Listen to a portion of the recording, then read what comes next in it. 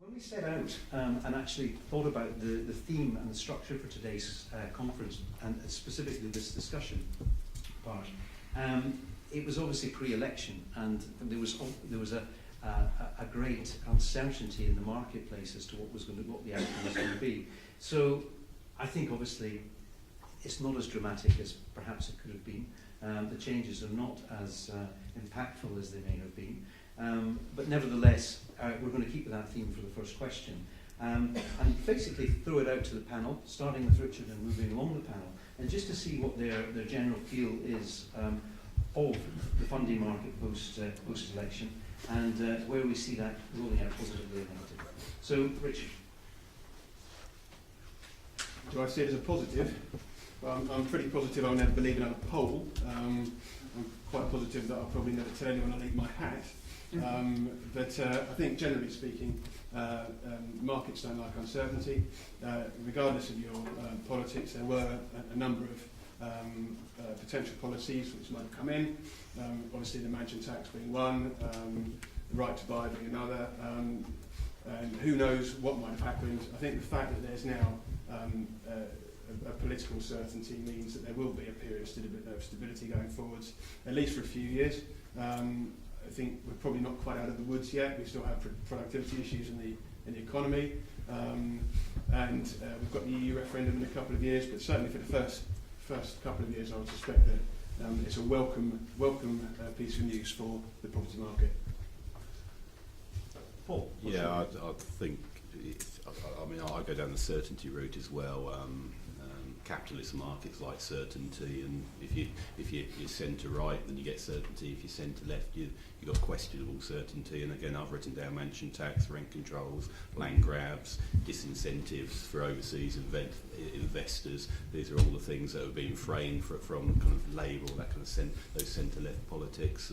All bets are off. I think the only concern I would have is I got a number of emails from my clients saying it's going to be a fabulous market for the next 5 years. I'm thinking, great, we do need to be aware of the cyclical nature of the property markets. Is this just going to pump a bunch more of cash into the market, which is already feeling reasonably hot to me? So if you look at last year, there was 70 billion of commercial real estate transaction.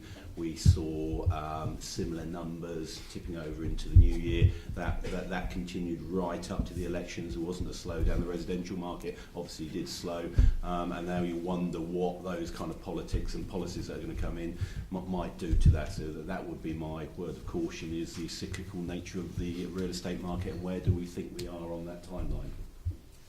We'll go back onto that overheating comment that you've got, and we'll touch upon that later. Joshua? Yeah, we also share a broadly positive sentiment. We were pleased with the outcome of the elections from a purely business perspective.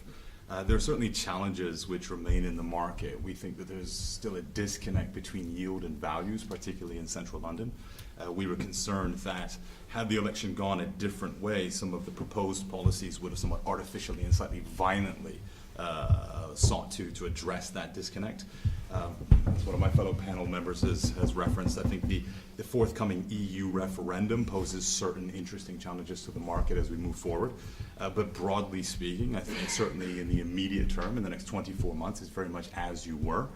So the conditions that existed pre-7 May, we anticipate to continue, whether that's overheating to a degree, certainly in certain parts of prime central London, or otherwise. Again, a very, very positive outlook. We do think that the next 4 years, because typically you need a lead-on year before the general election, before people begin to get anxious again, but the next 4 years herald an opportunity for good, solid conditions for real estate investment, and certainly for lending. Thank you. Andrew? Yeah, what they've said. I think generally it was considered a success for, well, it was a positive for the property industry. What everyone, we're looking at, the rent caps really was a lot of the things that people were really concerned about, mansion tax. But there's now more questions looking at areas like Scotland, what's going to happen there, how that's going to affect on the rest of the UK market as it go along. Already we've had discussions with some funders who are already pulling their, pulling back from the Scottish market just because they're not really sure what's going to happen, a bit of uncertainty there. EU referendum, but then again, you've got to look at what's going to happen with the interest rates coming through. There's been discussion it's been discussed for a number of years that rates are going to go up, but when that's going to happen, nobody really knows. But generally, pretty positive for the next few years. And James? Well, there I was just before 11 o'clock on election night, and I was really upset. I had 22 cans of Red Bull, 10 rounds of sandwiches, thinking I'd be up till 6 in the morning. The exit poll comes out 11:01, and I'm in bed at 11:03. So the outcome was pleasing. The nature of the outcome for me was highly disappointing. It's like watching the end of a film before you watch the film. But absolutely no doubt from our point of view that it certainly added some stability to the market. It was a positive outcome for sure in terms of confidence taking away uncertainty. I believe we are though at the top of the market, and I think there is a big disconnection between income and affordability. I think we're in for some very tough years with major austerity, so it was definitely a positive outcome for the property market, but I'm not perhaps quite as bullish as some of these guys about how the next 3 or 4 years will pan out. Any questions from the audience? Yes, sir. Yeah, I mean, the question is, does the macro environment just support prices in central London and we stay maintained at the current level, or do prices keep edging upwards? I mean, you have the, foreign investors, they've now got the capital gain tax, 28%. I developed in Chelsea and Covent Garden, and they've seen a flurry come in, but they quite quickly seen it sort of soften up. And when you look at it from a coupling effect to wages, UK salaries and yield, the property market's completely discorrelated to fundamentals. Yeah. If you look at it on that basis, it's completely nonsensical. Do you guys see prices continuing to edge up, or do you just see a sideways support? I agree with you that investors are sophisticated individuals whereby they will look for value, and that value will either be looked for in the regions as most institutional investors are doing at the moment, or they will create that value through add value opportunities, whatever that may be. And therefore, I think we've already seen that cooling in residential. I think we're seeing that cooling in central London in terms of commercial. However, we're now seeing yield compression in the regions, and it's a typical property cycle. I would agree with that. I think something else that you need to throw into the mix is supply and demand, the age-old supply and demand imbalance, that you sort of almost start feeling is reaching a tipping point. We've had record numbers of starts in central London, certainly record for the last 2 decades. All of these flats are now going to be starting to come to the market. Battersea Power Station, of course, pre-sold. That whole quarter, the market's charging along, but then the majority of the equity that's funding it is foreign money. And as we all know, that tap can be turned off in a heartbeat. We know from some of our own clients who are developing in that sort of sector that the Asian buyers, the Far East Asian buyers, are now starting to flip their contracts and trying to flip them as quick as they blooming well can. And that's probably telling you something about what's happening in the market. So I think you have to keep a very close eye on what's happening at the moment, certainly. I think Central London's come off already. Did our own sort of poll with people that sort of are quite well versed in the area, and it seems to come off about 11% from peak already. I think the areas you're developing in are sheltered from the disparity between average earnings or affordability. If you're buying a property, and we're doing some business in Chelsea, the people that are buying that won't be looking for 95% mortgages earning £30,000 a year. So I think there are certain areas that are sheltered from the traditional vagaries of affordability issues, but the market has absolutely cooled and come off, and that will undoubtedly filter out into the suburbs. So I can only see a cooling of the market. I think it's already come off. Last summer was massively overheated. That froth disappeared by the end of the year, and I only see that continuing over the next year or two. On a slightly more positive note, if I may, I think that if you look at the role that yield is playing, and when you talk about sophisticated investors and looking at the regions, I think there is a real opportunity where a lot of the sophisticated investors don't see yield, they're not finding yield. So as FDI begins to cool and the market becomes increasingly reliant on domestic funding, domestic investors, you have a much more yield-driven approach to investment becoming the predominant driver in the market. So people are looking at central London. When you have this massive disconnect, you're just not getting the yield on residential, certainly in central London. It does create an opportunity for the regions, for the secondary cities, for cities like Birmingham, Manchester, Liverpool, where, for example, in our specialist lending sector of the market, we've actually seen a very low level of investment activity on a blended weighted basis as a percentage of our total lending activity. Now, I think there's already been some capital, there's already been some investment which has moved to these areas, but I would anticipate in the forthcoming year to 2 to 3 years that's only going to increase further as people continue to look for yield. And I think that's hugely beneficial for these regions. I think it's hugely beneficial for these secondary and third tier cities. Is that something you're actively looking at just now, Joshua? No, we made a conscious decision almost 2 years ago in anticipation of an overheating of the central London market in particular to begin to geographically diversify our lending operations. Now, putting it in its correct context, we began in 2008 when the market was completely upside down. So we had a very strong geographic focus on London and the immediate southeast because that's where we felt we had the least level of valuation volatility. Now, that initial strategy proved correct. We didn't see any significant downward volatility in that region between 2008 and 2011. There was some adjustments, there was a little bit of pain, but we came into the market at a low ebb, so we were very fortunate in that respect.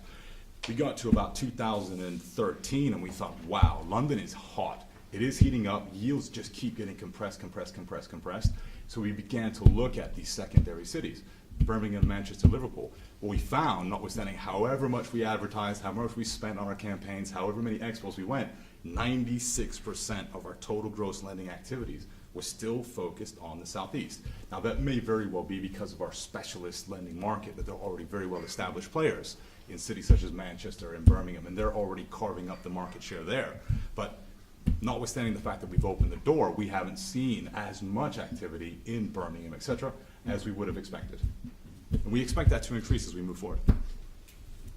Andrew, from an inquiry perspective, are you seeing inquiries coming in from across the UK, or is it just through mainly through London?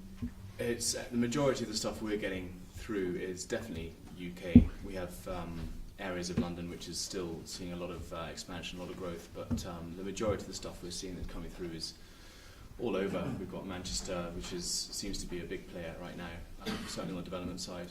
There's a lot of units coming through there, a lot of demand as well, certainly on the PRS side, and straight residential as well. I think Liverpool, Birmingham, Leeds, they've got a lot going on as well.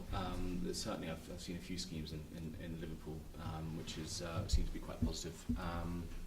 Again, we're then looking up towards Scotland, where there is a lot, people talking about a lot going on up there, but with sort of a relative uncertainty of what the market's looking like up there, we're not really sure. But then again, the outskirts of London are also looking very positive. We've got Croydon, all the Crossrail elements, all the stations there, very, very good. Yeah. Just to add, a lot of our lending has always been spread around. We're not operating particularly in central London, so we've got a number of developments in the affluent suburbs of places like Birmingham, which I can tell you are just as heated. They're not as heated as central London in terms of price, but in terms of prices being obtained, I would say equally in their own way, pretty heated. Yeah, I think they're going to be subject to the same vagaries as the London market when it filters out. Our next question, and I'm going to take a note of your answers to this one because, as I mentioned earlier, this is an annual conference, and we're going to come back to these points next year and see who won the pint of beer. Where will base rates go over the next 2 to 3 years? So let's keep it. Where will we be? What's your guess in 12 months' time, first of all? Well, I spoke to Mr. Carney this morning because I knew you'd ask me that, and he told me the answer, but he told me not to tell you. So, the answer is it's impossible to tell you, but we don't foresee a massive movement from where we are. We'd expect 1%, 1.25% possibly. But anyone who tells you they know where it's going to be, they've got a really good idea. Based on what we know now, I would not expect there to be a massive upward movement. Yep. But something could come out of the woodwork.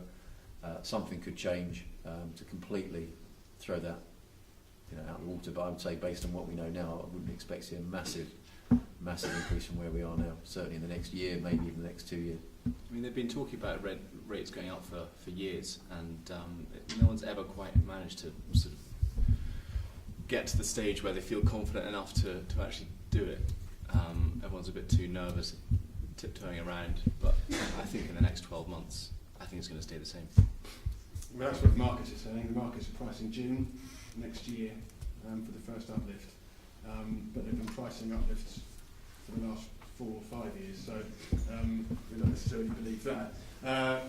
I think it's almost impossible to call. I think it'd be much more important for me to write down when the next year's conference is, so I can make sure I'm not here somewhere. But I think at the moment, if you look at economically, we do have productivity problems. We have a very strong pound. I can't see why interest rates will start charging up with a very strong pound at the moment. We're talking about deflation potentially for the first time ever. That doesn't sound to me like the kind of environment where interest rates are going to go up. June next year, it's a wet finger really. It could be June the year after. So I'm going to concur that it's the answer is I don't know. You're definitely right. Anybody got a view from the floor? Jim Nash, you've always got an opinion on interest rates. No. We like people side if we can. Yeah, can I just... in the next 12 months. No change in the next 12 months. That's the general feeling. Okay.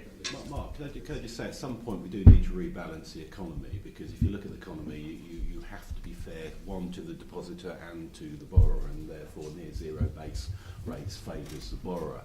The issue in the UK at the moment is most of the borrowers today are the same borrowers as in terms of individuals as they were in 2006. We were all still as individuals carrying too much debt, a lot of that represented by exorbitant house prices, and therefore the leverage we put on those to afford those houses. But the other issue in the market is sovereign, and that could be sovereign on mainland Europe or in the UK. And in the UK, sovereign at the moment is carrying about 1.6 trillion of debt plus pension liability, which is a multiple of that number, plus a budget deficit of, say, 100 billion a year. And the issue is, until sovereign solves its own debt problems, then the likelihood is base rate won't go up.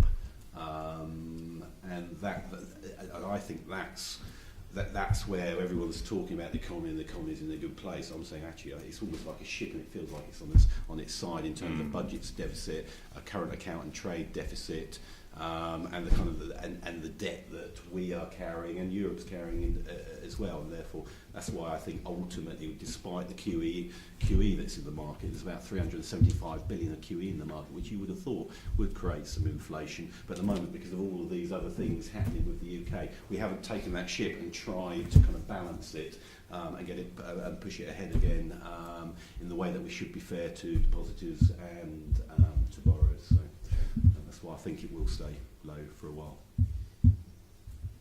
Okay, sticking with the forecasting theme, how do we see the London residential market over the next 2 years? Joshua? I think we've just touched on that as a consequence of the question that came from the audience. I think that you're probably... We did our own internal analysis, and we've really broken down London as a micro market. And within that micro market, we look at multiple further micro markets. So we've almost classified it in terms of A, B, and C. And we think that, ironically, it's the A market which is the hottest, but we're talking about a relatively small part of London with a relatively small amount of actual real estate, which is, by and large, not leveraged. So what kind of external pressures are going to be exerted onto that market to see any kind of increase in stock availability? The fundamentals there are quite strong. What we actually think are the most vulnerable parts of the markets are what we classify as the B within that micro market. It's your Maida Vales, your St. John Woods. It's these kind of not quite prime, but prime-ish, where there's a fair amount of stock, where you've got the banking people, the accountants, the lawyers, these type of people living in these markets. We think that that's vulnerable to a potential cooling, but nothing dramatic, nothing significant. We think by and large London is going to be fairly stable over the course of the next 12 to 24. But again, I think where you're going to see that vulnerability is probably actually in that B class market. but otherwise we don't see anything dramatic. Andrew, you're involved in the residential development side actively from a funding perspective. Where are you seeing the interest there? I think, as Josh was saying, there's sort of A and B. There's sort of, well, I mean, the way I would look at it is you got zone 1 and 2, which are just. I actually was on the phone to EGI the other day, and we were talking about existing resi developments, and with regards to supply, they've done a big sort of study of what's coming through and where the market is. And certainly, you were looking at the different boroughs that are around the city, and there was chronic sort of oversupply in Westminster, Kensington, Chelsea, where Hammersmith, Fulham. But then you were looking at areas like Wandsworth there was a bit of an undersupply, you know, so the outer regions, zone 2, so in zone 3 and out really, they have a lot more. It's a lot more potential. You can see a lot more funding, a lot more. The market, the infrastructure is improving. People are prepared to work to live further out now and commute in. I mean, I think sort of the outer aspects of the city will see a lot more growth, whereas the central is going to be a bit more of a level playing field. I don't think it's going to tank or anything. Let's hope not. I would probably agree with everything that's been said, certainly with Joshua's points, and we did touch on earlier the question of the supply of apartments and the batterseas, etc. So I don't think there's going to be anything particularly groundbreaking. It would be interesting to see what happens after last week in respect to the £1.5 to £3 million properties, with the mansion tax spectre being removed. Whether there's now, I mean, that was a market certainly for my clients which seemed to completely be choked off from September, October last year. So whether or not there's a stampede of people going back into that market hasn't happened yet. Some will think it might. In some research that I read, but you know, that remains to be seen. I think the more interesting thing will be how the market evolves in the longer term.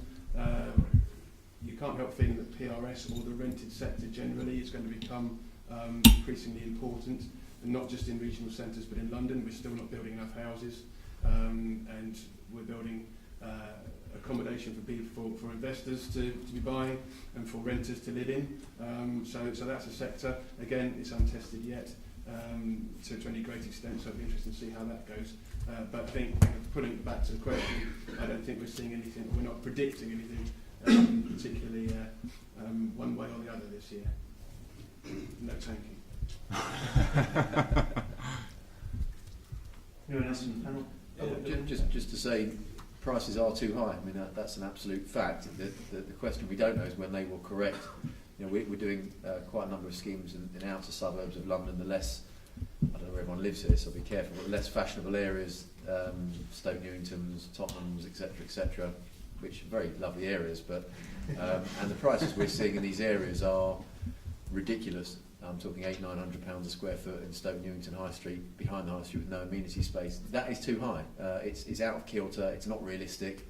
You know, to spend £800,000 on a small townhouse at the back of Stoke Newington High Street is ridiculous. But that's where the market is. But the market is unsustainable. It's unaffordable.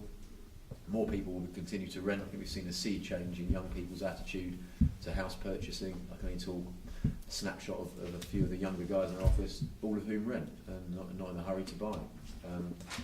I think there's been a massive sea change without bank and mum and dad, as Benson was talking about earlier, which I think I'll be joining at some point, but not for a while. It's unaffordable for most people, so there will be a correction. We're not central London based particularly. I think central London will be fairly flat, but there is no doubt that these areas are massively overinflated, and there will absolutely be a correction at some point. The B markets. We touched upon it before about the overseas investment that was coming in, and it's obviously it almost seems that one area of investment or source of investment cools down and another one replaces it. We've gone from obviously Russian money coming in. We've then gone into Middle East. We've then gone into there's the Far East. Really, they're obviously, those investors are obviously playing a big part in building supply of rented accommodation. There's a lot of these blocks are still going to the Far East that are being sold to individual investors who are then coming back and renting them out in the market. That's an important source of stock. Do we see that continuing?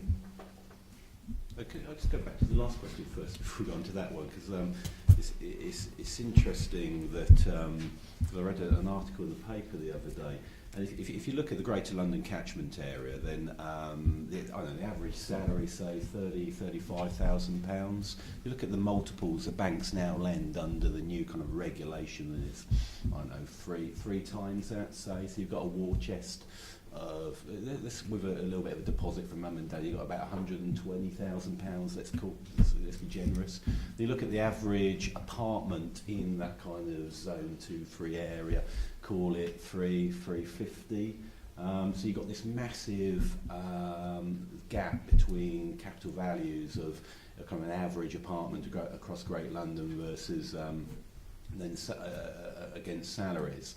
And this is why people are talking about people not in their 20s but their 30s getting to that point where maybe they'll be able to get together that deposit, but I doubt it. And then I read an article in the newspaper the other day where they talked about somebody in their 40s who had finally got that deposit, went to the bank and they said, "You're too old." And I thought, we've almost got to that pinch point where, as soon, you know, in your 30s you can't get the deposit, in your 40s you can't get the mortgage, and that's why the PRS market is really taking off.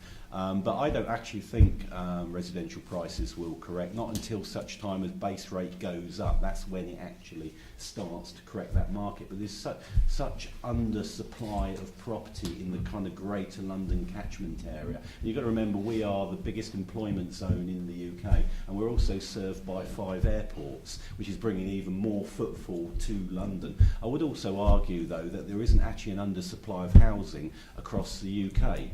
Because I think if you actually go up to the regions, there's lots of housing up there. So the question is, are the employment zones in the right area? And should you actually be encouraging employment zones through infrastructure investment, high-speed rail links? And actually putting a counterweight between London at the moment, which is here, and the rest of the country that's there. And the infrastructure should go over there. And this is what Cameron was talking about when he was talking about create this kind of northern powerhouse through infrastructure and connectivities. But I don't believe actually the Greater London catchment area and housing will actually slip back.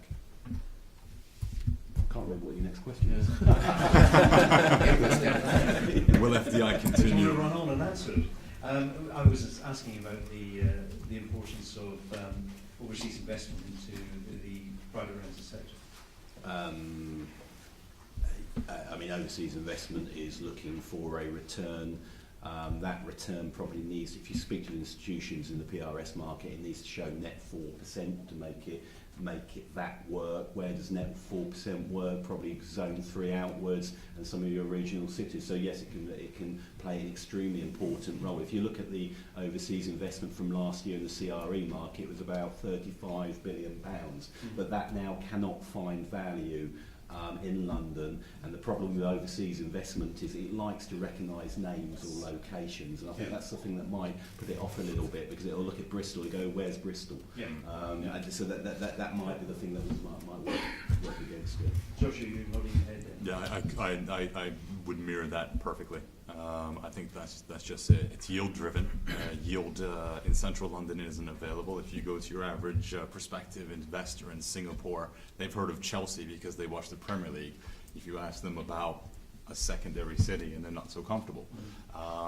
I expect that there's already been a cooling off of FDI. And I think that's probably a positive thing. I mean, we've done deals in Ladbroke Grove where we've seen an investment buyer from India step up and literally pay $200,000 more for the asset than we'd had it valued for 6 months earlier. So I think it's probably a positive thing for the overall health of the market in the longer term. I think the investors from your Singapores, your Malaysia, they're all coming across and they're seeing they're pretty savvy. They're pretty understanding where the London market is, and they can see where it is. And you know, as you touched on, sort of the Premier League and Chelsea, Manchester's really benefiting from that, I think, as well. And there's still a lot of direct investment coming through. It's just not so much in central London. It's too bad cities aren't still based in Moss Side then, because they can do the better investment. But this is where I do agree when you see press commentary again about devolving power to cities and also having a city mayor in the way that we have Boris Johnson, because then Manchester can go overseas and promote that city, and that's why I think that will be a very important move for the incoming government. Sure. Any questions on overseas investment? Okay, take yourself back 10 years ago. You're given the opportunity to put £5,000 onto a platform that's going to lend your money to a variety of people, and they're going to give you 5 or 6% return. The answer would be no, not interested. Today, how much money is going into peer-to-peer lending? The small investors are sitting there looking at getting nothing from the banks, so they're actually actively investing in numerous start-up peer-to-peer lending platforms, and they are slowly but surely moving into the property market. So the next question is focusing on peer-to-peer, but also crowdfunding approach to lending. We've got there's a high growth of funding platforms. Every day we see a new arrival. Can this crowdfunding approach work for the property market? And if so, how can we develop it? If I may, I would preface everything first with qualms as to the extent to which that particular industry is not being sufficiently regulated. I think that's the kind of the cloud that's hanging over that. I think that there are some very interesting innovative lenders in that space. I think we've all seen Funding Circle do very well in the SME sector.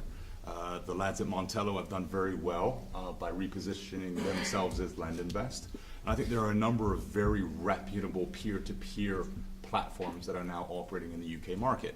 Again, going back to my qualms. Speaking with many people within the banking industry on the regulatory side of matters, there's a common concern that they're acting as unlicensed, unauthorized deposit takers. They're acting essentially as a bank without any of the capital adequacy requirements.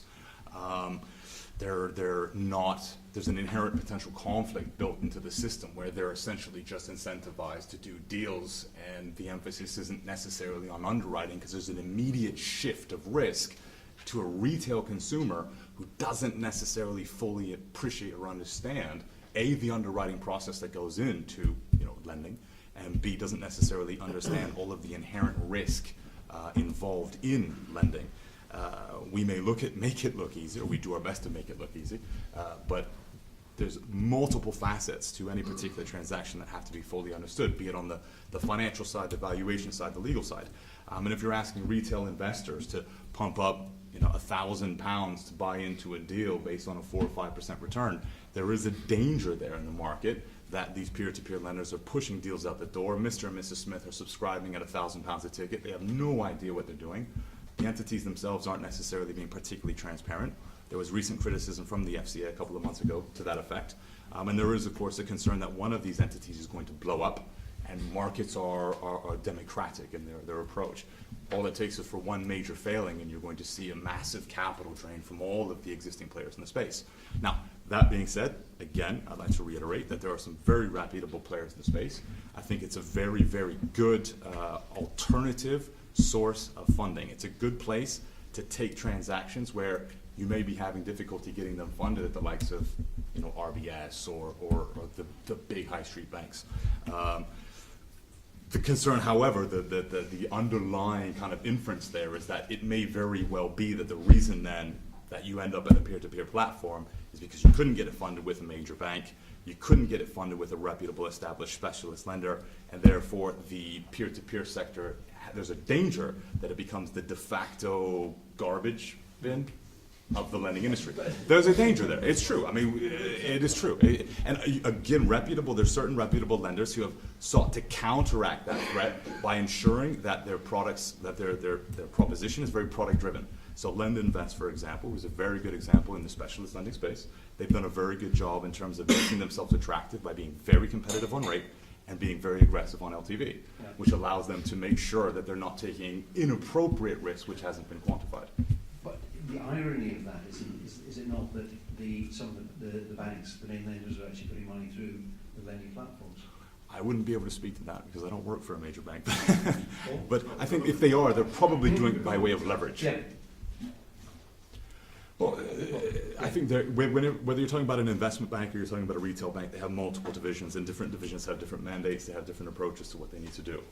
And I am absolutely certain, having worked very closely with both the private banks and the high street banks in this country, that none of the banks are going to be investing in any platform unless they have put them through very, very rigorous due diligence, unless they're perfectly happy with the level of transparency and compliance that platform is offering. So, benefit of the doubt.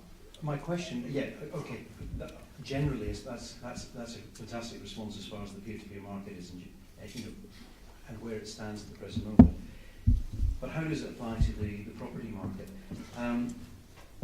Obviously, if it's an SME that's wanting to borrow £50,000, they can do that in the balance sheet. They can look at the trading figures. They can see, what invoicing they've got out, what they've got coming in, whatever it is. And when it actually comes to property, it's a different evaluation process. So does that peer-to-peer crowdfunding approach actually work? I think it's a great idea because, didn't John Lewis do something similar? They thought, we go to the bond market. Actually, no, we won't do that. We've got this network of clients with their John Lewis cards. Let's ask them for the money, and that's what because they trusted John Lewis. So I think it's a fabulous idea. And the reason I think it's a fabulous idea is I think you can actually create a platform where you're investing in your communities. So, for instance, if you live in a city or a town and you're funding a local development, you can almost assess that local development through your own local knowledge. So I think if it's used in that way, I just think it's an absolutely fabulous idea. I think it's absolutely a threat to banks as well. There was an interesting case. There was it's a new entrant in the beer market called Brewdog, and they basically raised, I think it was £5 million in 20 days. And they put a coupon on their bottles and said, do you want to be part of it? And their loyal customers loved their beer so much, they just flocked in and went onto the platform. That's crowdfunding in private equity, which is very different from crowdfunding in real estate. Yeah, I think that's Sure. I think in that case, and as Paul just said, we've got specific examples of funding a local business in your community, creating a platform, fantastic. Exactly. In my opinion, it's an absolute accident waiting to happen, because what is going to happen is that, first of all, it's only working at the moment as well as it is because you can't get any yield anywhere. So Mrs. Smith, who's getting 0.5%, is fed up with getting 0.5%. They're looking anywhere for yield. So they're being driven dramatically by yield. So 4 or 5% at the moment is very attractive. If and when we see a normalisation of real returns, those returns obviously won't continue to be as attractive, although obviously the rates at that point will have to go up. But there's absolutely no way the average retail investor understands what they're investing in, the underwriting procedures, the problems that occur. When you get into property, it's a whole different ballgame because we've been doing property lending now for the best part of 80 years as a group, and you're learning every day. How can you possibly know as a retail investor what you're lending on, what the underwriting criteria, the valuation, the legal? So the principle of it is good. There are certain situations where it's fantastic. As Josh said, I know the guys at Lend Invest, fantastic. A couple of other guys as well, but there are some very, very unscrupulous people in this industry. One of them will go great, and what will happen is when Mrs. Smith goes crying to the regulator in their multiple numbers, they will rewind and unwind that transaction, which will be cause devastation for that industry. So, good idea. Certain situations where it works really well. Now's the time for them. Absolutely, the next 3 to 5 years. Accident waiting to happen. Absolute accident waiting to happen. Can I add to that, Mark? I've had a recent chat with the regulators specifically on the peer-to-peer platform, and the panel are 100% correct. It is an accident waiting to happen. It is going to be the next major regulatory investigation. It's got a short shelf life because it would be closed down, absolutely closed down. The FCA, as you know, their primary objective is consumer protection. Most of the people pumping money into peer-to-peer platforms are not classified as sophisticated, intelligent investors. They don't like it, they want to close it, and apart from just a small handful, most of the peer-to-peer lenders, including some who've got the biggest amount of money, have got massive knowledge gaps in underwriting capability. They are not underwriting investment opportunities properly. And we all know, those lenders that are in the room, we all know the hardest part of lending is finding quality experienced underwriters to protect your capital. and you've got these peer-to-peer lenders who haven't got a clue about risk assessment, return, and the ability to underwrite propositions that they see. It won't be here in 3 years' time. And I think, Lawrence, that part of the issue there is that you're almost marrying two different businesses. You're marrying tech, which is wonderful, but you're marrying it with lending and underwriting. And I think, unfortunately, there's probably this inherent conflict where the entities that are in the space right now, they're looking at scale, and they're looking at scale at any cost because they're looking to exit, and they're looking to exit as quickly as possible because, as James has correctly notified, this is the moment for this, the next 3 to 4 years. You build up enough scale and enough business. If you look at and you cross-reference what's happened in the US market with some of the crowdfunding platforms which have ultimately IPO'd for in excess of $7 billion, you've got to be sat here in the UK thinking, wow, if I can get my act together, and if I can just pull this and hold it together for another 2 to 3 years in IPO, then I can safely sit back with my house in Monaco and everything's okay. But therein lies the conflict. So the only thing that I would say is that it's not so much that they don't necessarily understand how to underwrite. I think they're disincentivized to underwrite because they're just trying to build up as big a book as humanly possible, as fast as possible, so that they can out. I was talking to one of the biggest crowdfunders recently at a London event who was talking about telling me they were going into property lending, and he was talking about, you know, if and when things go wrong. I think he was younger than my daughter, but anyway, and he told me that he told me we're planning. He told me that we're planning. He said, you know, it could be 5 or 10% of our loans go wrong when the market collapses. And it's comments like that, and I've been through a few recessions, and some of the guys who've been through more. It's comments like that that show you that these guys have not got a clue what it's about. If you get 5%, 5-10% that aren't going badly wrong when the market collapses, you're very, very lucky. How you work them out, different story, but not a clue. Really scary conversation from his point of view, I would say. Yeah. Yeah, we had a good beard on him though. You know, he looked trendy. What about a beard? I don't want to have a beard. Sorry, you've got a question. It's just this morning. I'm actually a non-executive on Assets Capital. We launched 2 years ago. So I can tell you quite a lot about peer-to-peer lending platforms. And we actually set up a property side, development lending, as well as an SME side. Friends of mine built Funding Circle, and so we thought, well, let's do it again, but make it better. So every loan that we had on there, we have a first charge on a property, so we have it asset backed. We've done 265 loans, we've had 2 loans default, and we've recovered all the money. A fantastic market though. But you've been working in a benevolent Shouldn't have any market. loans Do not to underestimate the extent to which the excess levels of liquidity in this market, particularly in the specialist space, for the last 2 to 3 years, facilitated any type of. Shouldn't have any defaults at the moment. There's a few things people don't understand with peer-to-peer. The first thing is that nearly most of the loans that are underwritten are not mums and dads and innocent people clicking online. We actually have fundamental core underwriters. They're about 10 ultra high net worths. And as soon as they get the loan, they probably fill about 70% of it, same as Funding Circle, exactly the same. And then they sell it on the secondary market to give us immediate liquidity. Yeah. We've now got 3 institutions that are coming in with 150 million each deploying over the next 12 months. And actually, the winners in the peer-to-peer lending are not, there are no mums and dads really investing there. It's institutional money that's coming in. And there, you know, you talked about the US flotation, Prosper. It's all institutional money that's flowing in.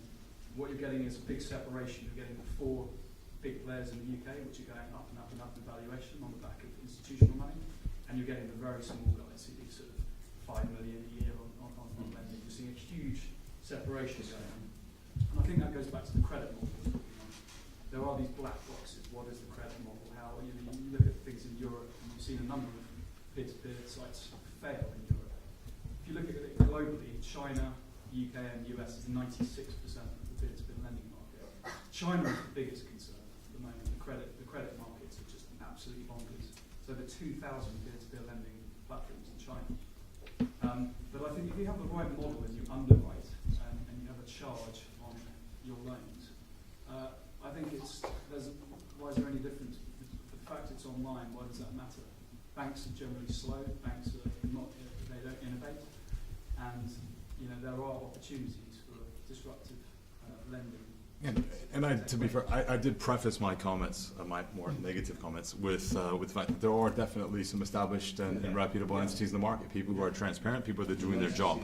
The concern is the others, and the concern is that when 1 or 2 of those others fall, and you've got your big headline in Daily Mail, Mr. and Mrs. Smith lost all of their life savings, that's when you're going to find your major challenge. So. Sorry, Ray. I think the real difficulty is for people to pick out who the reputable lenders are. and the ability to underwrite, and there are plenty that can, but there are some that clearly don't know how to underwrite. When you see a case where somebody has offered a peer-to-peer loan, and it's a second charge bridging loan behind a bridging lender, then you have to wonder what the person's doing. But to the investor, what are they seeing? They're seeing that they have a loan that's going out at 75% loan to value on a residential property, and they think that's really safe. So that's where the danger sits. It is that there are lenders that are running the schemes that don't understand or don't want to understand. I'm not sure which way it is. But then there's plenty that do. And the problem for the poor investor in the public side is who to go to. And that's where the risk is. Yep. Just one other thing very quickly. We make very little money on the development side of the business. Right. And in fact, what started off as 50-50 in terms of flow is now 90% SME focused and 10% property. The reality is there are brokers, there are ultra high net worths, there are people in the market that are far more dynamic than peer-to-peer platforms in terms of lending. And actually you'll find that it's quite difficult to make good money using peer-to-peer model. Well, that's why you need scale. And therein lies the temptation to scale and throw away your scruples. So, moving on. Right, where's the gap? What is missing at the present moment? There's talk of obviously the high street's coming back on, more aggressively looking to push out senior debt, but there's a bit in the middle that's missing. Andrew, where is the gap? Is it equity? There's a market for equity. There's a market for yeah. I mean, there's equity. I mean, we're looking at all sorts of ways of bringing in the funding. A lot of people we're dealing with at the moment, they tend to not just offer the equity; they offer a full package. So they come in on the equity side and actually give you a lot more support at the back end. So it's not just the money that they're providing; they're actually providing expertise on the development side, on the actual on acquiring the debt as well to some, and MES funding on that to some extent as well. So I mean, yeah, equity is where everyone's struggling to find that. You don't get the scheme across the line until you've actually got the equity in place in the first instance, or forward selling. I mean, where's the gap? There's a huge gap everywhere. obviously, I would say there's so much liquidity in this market that there's not many gaps at all. I think you have such a robust and strong specialist lending sector, whether it's bridging finance or the peer-to-peer market. The private banks are very actively quoting business. I think that the high street banks, if you look at the buy-to-let products that they've been rolling out, and the fact that pricing keeps coming down, they're being very, very competitive. I think James will speak to the development finance market. We looked at that and we thought, oh, there's a dearth of development funding available, and it turns out no, there's not a dearth of development funding available.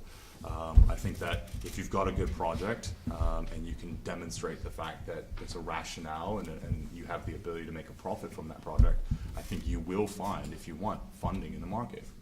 After that, it's a question of how much it costs. Always. Everything has a cost. I think on the development side, we love some of the banks because they're our best salesmen. Some of the banks. Not NatWest or close. I said some of them. Whilst there are purported to be a huge amount of development lenders, which there are potentially in the market, at the space we're in, which is the lower end of the market, probably up to sort of 3 million per project, incredibly hard still, thankfully, to get suitable finance in timeframes that you can work within, in the timeframes that you have to work within a relatively heated market. We have cases all the time. We had one last week where a bank whose name remained nameless, which was Barclays, took 5 months to turn down what we would consider an A1 case to a very high profile property person, putting in loads of equity, fabulous location in rural Buckinghamshire. And 5 months later they said no, it took us about 10-15 minutes to make our minds up, and they had the money within a week. So there is a gap at the lower end, particularly on the development side, because once you get over $1 million or 2 million, you do get the specialist banks come into play. But there is a massive gap in terms of adequate timescales that these people need to work within, thankfully, and long may that continue. I echo that entirely. Sorry, Paul, just be jumping in. No, Richard, crack ahead with this one. How does that work together? I mean, how can the alternative funders and the high street banks work together? How can you work? You mentioned before that there's a referral process sometimes in between. If you see a great deal that you can't fund, perhaps you push it to the alternative funding market. Is there a way that you can work together on a deal? How are you defining alternative funding? I mean, well, for instance, if you see a deal that's just it's lacking, it looks good, it stacks up. There's just perhaps a 15% miss on equity. Would you be happy to work with an equity provider there, a mezzanine funder? We've the first thing to say, I don't know what James is seeing, but the conversation we seem to be having at the moment, more than on price, is gearing. Developers, and most of what I do is residential development. Developers are just after gearing to put as little money in as possible. I know that's sort of always the case, but we've worked with mezzanine funders for years. It was interesting. Shortly after the crash, mezzanine funders started popping up like mushrooms, and at one point there were probably 3 or 4 times as many mezzanine funders as there were senior funders. I haven't really seen that many deals go through with mezzanine funding recently. If there's a gap or a funding gap, it would tend to be filled by equity, by fund money, or by private friends and family money, for example. That seems to be quite prevalent. But we would always be happy to work with a secondary lender. Can I be a little bit controversial here and say maybe there's not a funding gap, or maybe that funding gap should be filled by the vendor? And what I mean by that is, because this is typical cyclical property market, whereby I sat down last year, and there's 3 or 4 people around the table. So there's me, senior debt, there's the equity, there's the mezzanine, if the mezzanine's there, and then there's the vendor. And the vendor knows what his expectation of price is, and the mezzanine knows what return it wants. The equity, which is the sponsor, knows what return it wants, and me as the bank and the senior debt lender knows my return. And we do a deal, and the transaction gets funded. The vendor gets his money as he sells the property. Then you fast forward 12 months later, same discussion, but the market's gone up. So the vendor is saying, right, guys, I want what I got last year for a similar property plus 10% because the market's gone up.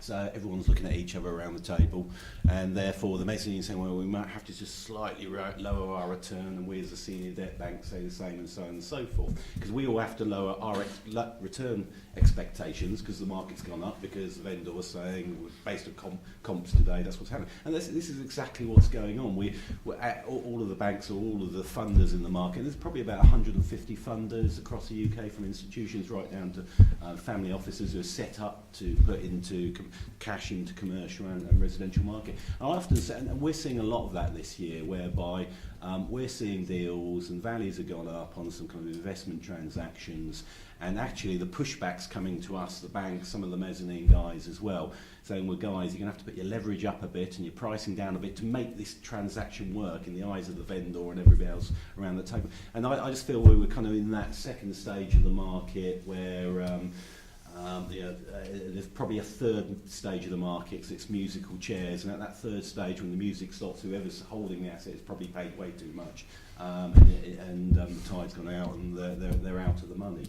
So whilst we say where's the gap, I absolutely get why we're all trying to fill this gap between mezzanine, between senior debt, and the equity participation, whatever that may be. But equally, I think the vendor sometimes needs to have reasoned expectations based upon the cost to build, the comps to sell, so on and so forth. So that's my answer. I'm just aware of time, and Joshua, you've got a Trained at Cardiff. landing in Cardiff. Have we got time for just landing in Cardiff? Just a couple of more questions. First of all, second but last question. Just across the panel very quickly, can you give us an idea of the flavour of this, what you'd like to lend on at the present moment, and what are the typical terms?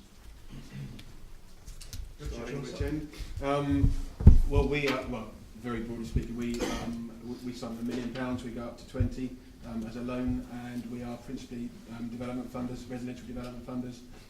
We'll look at mixed-use schemes as well. We'll sweet spot really would be somewhere around the £2 to £3 million as a loan. That would generally represent 55% of GDP, although we'll go up to 60. So you're in the market for about 75 to 80% of costs, in a nutshell. Okay. So we run an 18 billion lending book on UK real estate across the UK. We churn 4 to 5 billion a year. Property asset classes are your usual CRE, so industrial, office, retail. Out of those three, I would say we're particularly strong on industrial purely because it's kind of multi-let kit where you can find some value and some add value in that kit. Office and retail a little bit more difficult depending on what's happening in those particular micro locations. Residential, so we've got again PRS, so we've got a lot of deals in docks on PRS. PBSA, we've probably got about £1 billion of exposure in the PBSA sector. PBSA is purpose-built student accommodation. In terms of loan sizing, we advertise ourselves as 250k up to 50, 100 million, maybe 200 million. We can syndicate and club. I suspect that debt deals where it's 5, 10s, 25s and 50s, because this is just as much loan documentation or documentation that goes with something where it's 50 million quid as there is £5 million. So I think we like the larger kit lot sizes and debt that follows that. Thank you. Joshua. Yeah, very briefly, we're bridging finance lenders. So really our raison d'etre, if you will, is efficiency, is speed. So our typical client is someone who's been to an auction and they have in times of the essence. We like heavy refurb. We like complicated cases which don't fit into the natural box, whether you're looking at transfers that undervalue, whether you're looking at interfamilial transfers of investment assets, where there's a gift component, whether you're looking at someone who's picking up a buy-to-let which isn't habitable or requires work or isn't let, or where the serviceability doesn't work in the immediate term. That's really our bread and butter market. We start at 100,000, we go up to 5 million.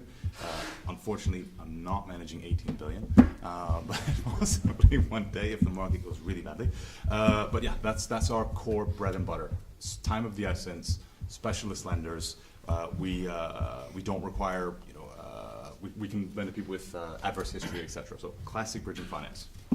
Andrew, what's a typical deal coming through your platform? Well, we work with all the funders on the panel here, so whatever they say. But we've got a number of other funders we work with. We can look at schemes from £100,000 all the way up to, sometimes we're looking at things in the region of 100 million. So there's a real spectrum of where we can look. We offer, with the people we deal with, we can provide equity, we can provide mezzanine, bridging, senior debt, stretch debt. We have got a few options. We're looking at Scotland, we're looking at England. Not really anything across the Irish Sea at the moment, but just keeping it very much on this island, and we'll look at anything there or thereabouts, really. Yeah. We lend our own funds into the residential development market. We fund new builds, refurbs, conversions. We lend typically from 100,000 probably up to about 3 million. We're about Midlands southwards. We like to lend to experienced clients. If they're not experienced, we've got a good scheme. We can partner them up with people that we have that are experienced that will work with them. Listed buildings, conversions, anything that's primarily resi, we'll look at mixed schemes as well. Decisions in minutes and funds within days.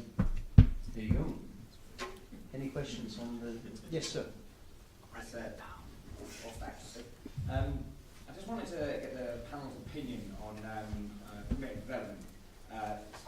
We now know that naturally the permitted development offices have now it's going to be closed next year. I've heard, speaking to other people, that in some areas there was actually overdevelopment of the offices, and now there's a shortage of office space.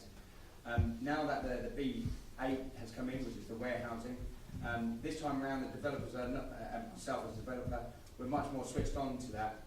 It took a little while to get going with that steam train the first time around. This time around it's going to be a lot more quicker uplift on that. So I wanted to understand where you guys think the country and how that circle is going to come about, because the way I see it, I think there might be a shortage of warehousing by the end of it as well, and office space as it clearly is in some parts. How's the country what's going to happen next? do you see that happening? Have you got some inside info then? Well, no, just Start buying up warehouses, maybe. There's been well, first of all, there's been no decision on offices to resi yet. I do agree. I think that probably is the likely outcome, but there's no decision on that, so that might not happen. But I believe there's been an oversupply, an uptake of that, which has led to scarcity in some areas of office space. So it probably will finish, but we don't know. If you haven't started now, it's too late anyway.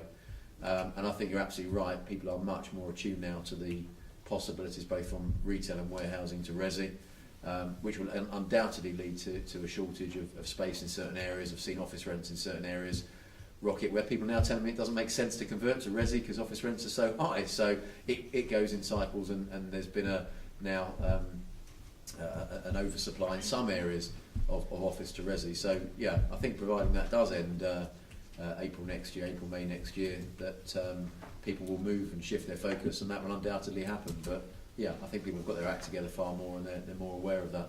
But we've done many schemes, and still are.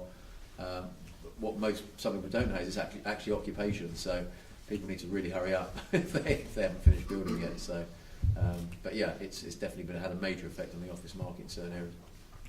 Yeah, I'd agree. If you go down to Bristol, 1 million square foot has been taken out of the office market, and therefore there is a demand-supply imbalance. I call that capitalism, and therefore a number of people are looking to convert from office to residential, and now saying actually it makes more business sense to keep this as office, refurb it, and let it. And I love that type of capitalism, kind of free market forces. Yeah.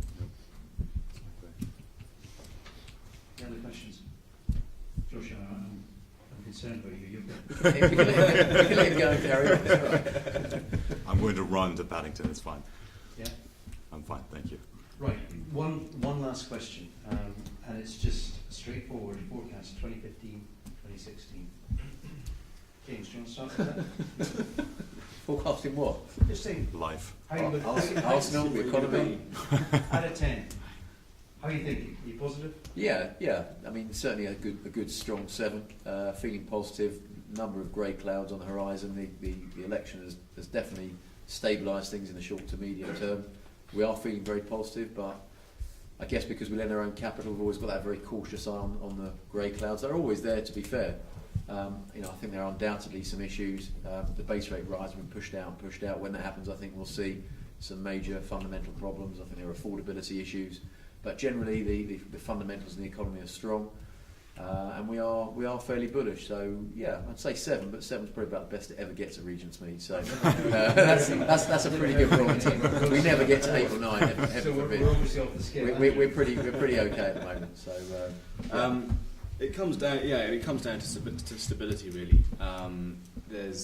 There's a lot of stability now immediately back in the market since the election, so everyone's very relieved, everyone's quite keen to sort of get back out and they're buying again. That's probably going to change a little bit when interest rates begin to move. Was that going to be in the next 2 years? We don't know. EU referendum, that's probably going to put a few people are going to start questioning where the market's going to go during that time, and so that the market's going to quiet down again. But that's not going to be for another at least 2 years, I don't think. Generally pretty bullish. So yeah, I think it's looking pretty good. Good. I'm going to look to beat James on rate here, and I'm going to go in at 7.6. I think it's going to be 24 years of stability, 24 months. That would be excellent. Good. That would be good. To be fair, I'll only be 40. Headline of BMC tomorrow. Yeah. There you are. Yeah. No, I think we're feeling not bullish, but we're comfortable. We're confident with the environment. We think it's a stable environment. I'd go with 7.6. So. Good. Yeah, I think if you look at 2006, then there's a lot of real estate carrying a lot of debt. If you look at 2015, that's a significantly different picture. So when everybody was saying there's going to be a soft bump in 2006, 2007, that didn't happen because there was a lot of banks knocking on the doors of owners of real estate saying, you need to pay the interest bill, or we want the property back. This time around, when the market will cool, which it will at some point, then you won't have banks rapping on your door, which means the real estate market itself can pause for breath if it needs to get over any kind of bumps in the market. And there are a few bumps in the market, so there's the kind of known unknowns and unknown unknowns which will happen, and we do need to be aware of the cyclical nature of the market. But with a Tory government and a business-friendly government in situ for the next 5 years, I think you can be extremely positive. Yeah, Yeah, I'd echo that. I think we've been over the headwinds which might affect the London market. I think we're still very confident, certainly for the next 12 months. And the tying it back to the election, that was only going to be a positive thing, and particularly regionally. I think those markets, there's some real growth room to be explored. So yeah, positive. I don't know if I go to 24 years worth of positivity, but I might know for 7.65. Hey. Any questions from the audience? We'll obviously have an opportunity to chat with the panel afterwards, so any questions? Thank you very much. Can we show our appreciation?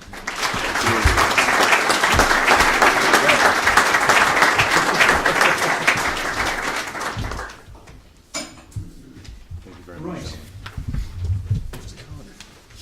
I've got to say that I'm absolutely delighted that the whole theme and the feel and the confidence has changed dramatically. As I mentioned to you in my introduction, this network, the UK Property Professionals Network, was established at a time of real difficulty and problems in the marketplace. And slowly but surely we are improving, we're getting there. And I'm just so pleased that it's a very different story than it was 5 years ago when we started discussions. A quick thank you again to our sponsors, Bridgebank, Signature Private Finance, UK Dealer Room, MTF, Regentsmead and Market Financial Solutions. As I mentioned before, without your support, we can't deliver these events, so thank you very much. I think a key part of the whole ethos of UKPP is to network, to share opportunities and really focus on the deals that can be developed as a group. So I encourage you to stay on for the drinks and reception and the networking. Also to engage with the sponsors and understand a little bit more about the opportunities that they offer and the funding that they offer. UKPP, we're centralised now on a platform which is PropPro. You've all registered through that platform. As members of that platform, you will then be given up-to-date information on the events that we've got coming up. I do encourage you to subscribe to premium memberships so as you can take advantage of those events. Come along. We're developing an interesting program. Our next event is focusing on the PRS market and where are the opportunities, and that's being hosted by Carter Jonas, and that's on the 4th of June.